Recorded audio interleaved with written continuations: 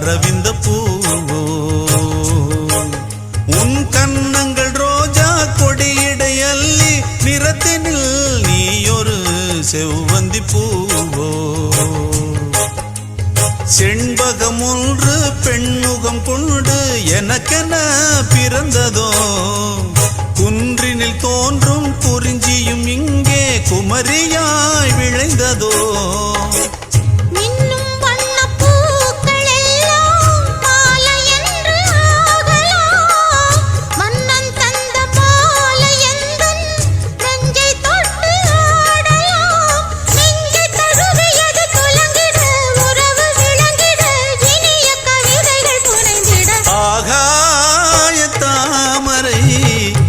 அருகில் வந்ததே